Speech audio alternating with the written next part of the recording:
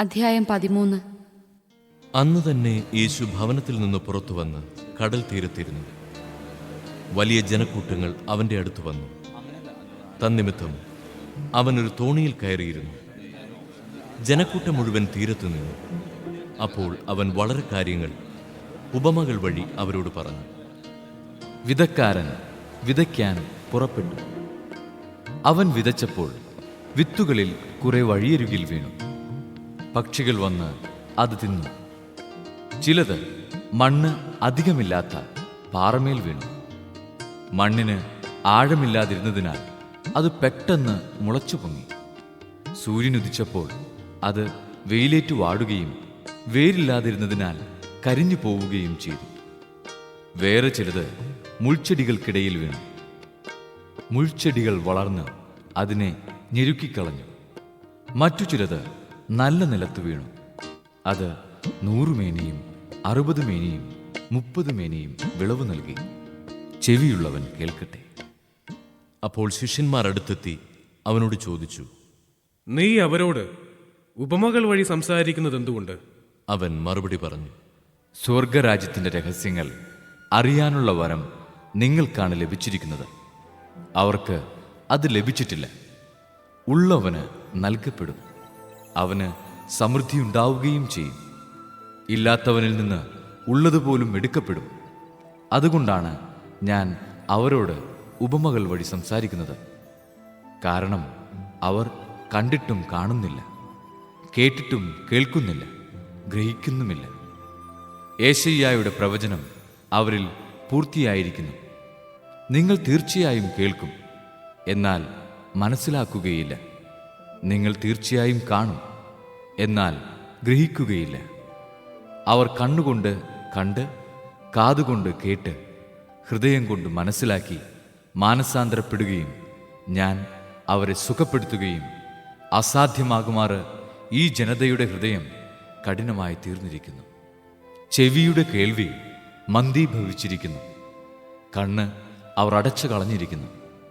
നിങ്ങളുടെ കണ്ണുകൾ ഭാഗ്യമുള്ളവ, എന്തെന്നാൽ അവ കാണുന്നു. നിങ്ങളുടെ കാതുകൾ ഭാഗ്യമുള്ളവ, എന്തെന്നാൽ അവ കേൾക്കുന്നു. സത്യമായി ഞാൻ നിങ്ങളോട് പറയുന്നു, അനേകം പ്രവാചകന്മാരും നീതിമാന്മാരും നിങ്ങൾ കാണുന്നവ കാണാൻ ആഗ്രഹിച്ചു, എങ്കിലും കണ്ടില്ല. നിങ്ങൾ കേൾക്കുന്നവ കേൾക്കാൻ ആഗ്രഹിച്ചു, എങ്കിലും കേട്ടില്ല. അതിനാൽ വിതക്കാരന്റെ ഉപമ നിങ്ങൾ കേട്ടുകൊള്ളുവിൻ. രാജ്യത്തിന്റെ വചനം കേട്ടിട്ട് മനസ്സിലാകാതിരിക്കുന്നവനിൽ നിന്ന് അവന്റെ ഹൃദയത്തിൽ വിതയ്ക്കപ്പെട്ടത് ദുഷ്ടൻ വന്ന് അപഹരിക്കുന്നു. ഇതാണ് വഴിയരികിൽ വീണ വിത്ത്. വചനം കേട്ടിട്ട് ഉടനെ സസന്തോഷം സ്വീകരിക്കുകയും തന്നിൽ വേരില്ലാത്തതിനാൽ അല്പനേരം മാത്രം നിലനിന്നിട്ട് വചനത്തെ പ്രതി ക്ലേശവും പീഡയും ഉണ്ടാകുമ്പോൾ തൽക്ഷണം വീണുപോവുകയും ചെയ്യുന്നവനാണ് പാറമേൽ വീണ വിത്ത്. ഒരുവൻ വചനം ശ്രവിക്കുന്നു, എന്നാൽ ലൗകിക വ്യഗ്രതയും ധനത്തിന്റെ ആകർഷണവും വചനത്തെ ഞെരുക്കുകയും അത് ഫലശൂന്യമാവുകയും ചെയ്യുന്നു. ഇവനാണ് മുള്ളുകളുടെ ഇടയിൽ വീണ വിത്ത്. വചനം കേട്ട് ഗ്രഹിക്കുന്നവനാണ് നല്ല നിലത്ത് വീണ വിത്ത്. അവൻ 100 മേനിയും 60 മേനിയും 30 മേനിയും ഫലം പുറപ്പെടുവിക്കുന്നു. മറ്റൊരു ഉപമ അവൻ അവരോട് പറഞ്ഞു. ഒരുവൻ വയലിൽ നല്ല വിത്ത് വിതയ്ക്കുന്നതിനോട് സ്വർഗരാജ്യത്തെ ഉപമിക്കാം. ആളുകൾ ഉറക്കമായപ്പോൾ അവന്റെ ശത്രു വന്ന് ഗോതമ്പിനിടയിൽ കള വിതച്ചിട്ട് കടന്നു കളഞ്ഞു. ചെടികൾ വളർന്ന് കതിരായപ്പോൾ കളകളും പ്രത്യക്ഷപ്പെട്ടു. വേലക്കാർ ചെന്ന് വീട്ടുടമസ്ഥനോട് ചോദിച്ചു, യജമാനനെ, നീ വയലിൽ നല്ല വിത്തല്ലേ വിതച്ചത്? പിന്നെ കളകൾ ഉണ്ടായത് എവിടെ നിന്ന്? അവൻ പറഞ്ഞു, ശത്രുവാണിത് ചെയ്തത്. വേലക്കാർ ചോദിച്ചു, ഞങ്ങൾ പോയി കളകൾ പറിച്ചു കൂട്ടട്ടെ?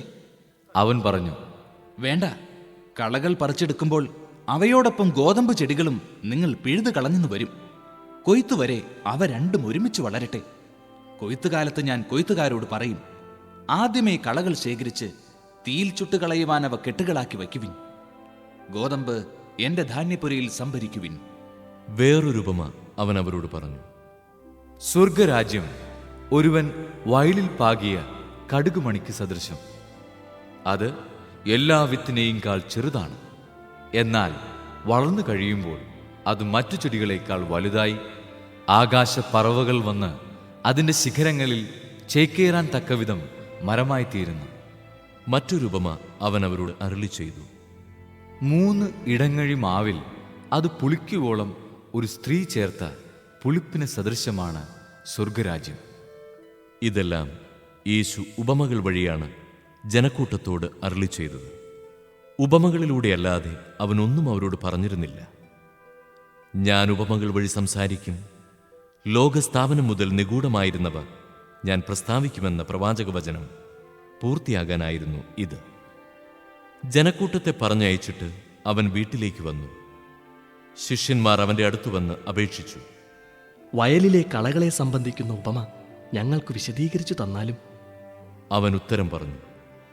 നല്ല വിത്ത് വിതയ്ക്കുന്നവൻ മനുഷ്യപുത്രനാണ്. വയൽ ലോകവും. നല്ല വിത്ത് രാജ്യത്തിൻ്റെ പുത്രന്മാരും കളകൾ ദുഷ്ടന്റെ പുത്രന്മാരുമാണ്. അവ വിതച്ച ശത്രു പിശാചാണ്. കൊയ്ത്ത് യുഗാന്തമാണ്. കൊയ്ത്തുകാർ ദൈവദൂതന്മാരും. കളകൾ ശേഖരിച്ച് അഗ്നിക്കിരയാക്കുന്നതെങ്ങനെയോ അങ്ങനെ തന്നെ യുഗാന്തത്തിലും സംഭവിക്കും. മനുഷ്യപുത്രൻ തൻ്റെ ദൂതന്മാരെ അയക്കുകയും അവർ അവൻ്റെ രാജ്യത്തു നിന്ന് എല്ലാ പാപഹേതുക്കളെയും തിന്മ പ്രവർത്തിക്കുന്നവരെയും ഒരുമിച്ച് കൂട്ടി അഗ്നികുണ്ഡത്തിലേക്ക് എറിയുകയും ചെയ്യും. അവിടെ വിലാപവും പല്ലുകടിയുമായിരിക്കും. അപ്പോൾ നീതിമാന്മാർ തങ്ങളുടെ പിതാവിൻ്റെ രാജ്യത്തിൽ സൂര്യനെ പോലെ പ്രശോഭിക്കും. ചെവിയുള്ളവൻ കേൾക്കട്ടെ. സ്വർഗരാജ്യം വയലിൽ ഒളിച്ചു വച്ചിരിക്കുന്ന നിധിക്ക് തുല്യം. അത് കണ്ടെത്തുന്നവൻ അത് മറച്ചു വയ്ക്കുകയും സന്തോഷത്തോടെ പോയി തനിക്കുള്ളതെല്ലാം വിറ്റ് ആ വയൽ വാങ്ങുകയും ചെയ്യുന്നു. വീണ്ടും സ്വർഗരാജ്യം നല്ല രത്നങ്ങൾ തേടുന്ന വ്യാപാരിക്ക് തുല്യം. അവൻ വിലയേറിയ ഒരു രത്നം കണ്ടെത്തുമ്പോൾ പോയി തനിക്കുള്ളതെല്ലാം വിറ്റ് അത് വാങ്ങുന്നു. സ്വർഗരാജ്യം എല്ലാത്തരം മത്സ്യങ്ങളെയും ശേഖരിക്കാൻ കടലിൽ എറിയപ്പെട്ട വലയ്ക്ക് തുല്യം. വല നിറഞ്ഞപ്പോൾ അവർ അത് കരയ്ക്ക് വലിച്ചു കയറ്റി. അവർ അവിടെ ഇരുന്ന് നല്ല മത്സ്യങ്ങൾ പാത്രത്തിൽ ശേഖരിക്കുകയും ചീത്ത മത്സ്യങ്ങൾ പുറത്തേക്ക് എറിയുകയും ചെയ്തു. യുഗാന്തത്തിലും ഇതുപോലെ സംഭവിക്കും. ദൈവദൂതന്മാർ ദുഷ്ടന്മാരെ നീതിമാന്മാരിൽ നിന്ന് വേർതിരിക്കുകയും അഗ്നികുണ്ഡത്തിലേക്ക് എറിയുകയും ചെയ്യും. അവിടെ വിലാപവും പല്ലുകടിയുമായിരിക്കും. നിങ്ങൾ ഇതെല്ലാം ഗ്രഹിച്ചുവോ? അവൻ ചോദിച്ചു. ഉവ്വ്. അവർ ഉത്തരം പറഞ്ഞു. അവൻ തുടർന്നു. സ്വർഗരാജ്യത്തിൻ്റെ ശിഷ്യനായി തീർന്ന ഓരോ നിയമജ്ഞനും തൻ്റെ നിക്ഷേപത്തിൽ നിന്ന് പുതിയതും പഴയതും പുറത്തെടുക്കുന്ന വീട്ടുടമസ്ഥന് തുല്യൻ. യേശു ഈ ഉപമകൾ അവസാനിപ്പിച്ച ശേഷം അവിടെ നിന്ന് പുറപ്പെട്ട് സ്വദേശത്ത് വന്ന് അവരുടെ സിനഗോഗിൽ പഠിപ്പിച്ചു. അവർ വിസ്മയഭരിതരായി ചോദിച്ചു. ഇവൻ ഈ ജ്ഞാനവും ശക്തിയും എവിടെ നിന്ന്? ഇവൻ ആ തച്ചന്റെ മകനല്ലേ? മറിയമല്ലേ ഇവന്റെ അമ്മ? യാക്കോബ്, ജോസഫ്, ശിമയോൻ, യൂദാസ് എന്നിവരല്ലേ ഇവന്റെ സഹോദരന്മാർ? ഇവന്റെ സഹോദരിമാരെല്ലാം നമ്മുടെ കൂട്ടത്തിലുണ്ടല്ലോ. പിന്നെ ഇവന് ഇതെല്ലാം എവിടെ നിന്ന്? അവർക്ക് അവനിൽ ഇടർച്ചയുണ്ടായി. യേശു അവരോട് പറഞ്ഞു. പ്രവാചകൻ സ്വദേശത്തും സ്വഭവനത്തിലുമല്ലാതെ മറ്റെങ്ങും അവമതിക്കപ്പെടുന്നില്ല. അവരുടെ അവിശ്വാസം നിമിത്തം അവൻ അവിടെ അധികം അത്ഭുതങ്ങൾ പ്രവർത്തിച്ചില്ല.